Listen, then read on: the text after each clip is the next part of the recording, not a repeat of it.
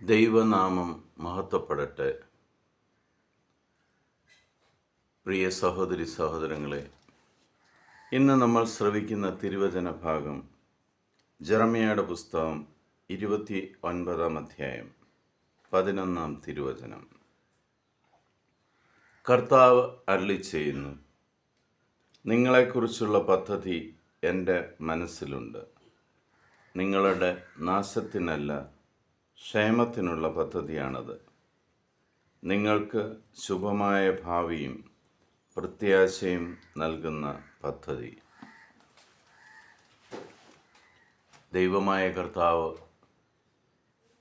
വളരെ വ്യക്തമായിട്ട് നമ്മൾ ഓരോരുത്തരെയും നോക്കിക്കൊണ്ട് പറയുകയാണ്, നീ ഒന്നിനെക്കുറിച്ചും ആകുലപ്പെടേണ്ട കാര്യമില്ല.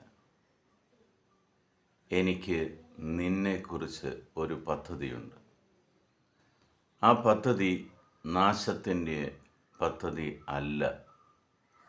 നിനക്ക് നന്മയും ഐശ്വര്യവും ഉണ്ടാകുന്ന, എല്ലാവരുടെയും മുന്നിൽ അനുഗ്രഹീതമാകുന്ന ഒരു പദ്ധതിയാണ്.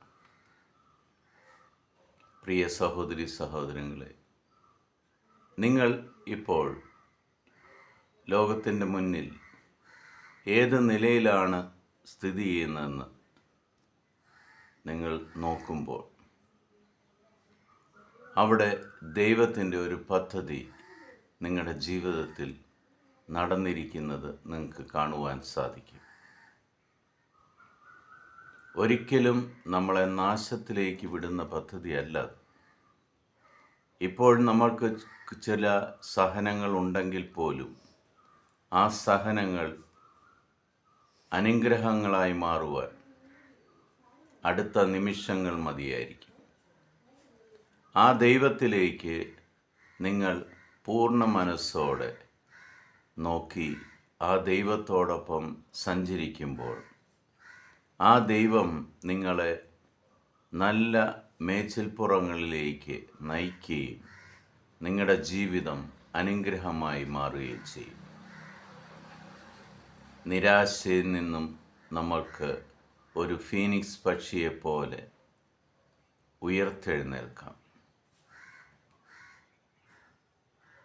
നമ്മളെക്കുറിച്ച് ദൈവത്തിന് ഒരു പദ്ധതി ഉള്ളതിൽ ഏറെ സന്തോഷിക്കാം. ലോകം പറയുന്ന പദ്ധതിയല്ല.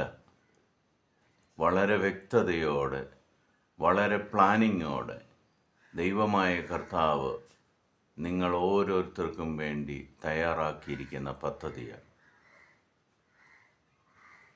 ആ പദ്ധതിയിലൂടെ നമ്മൾ അനുഗ്രഹിക്കപ്പെടും.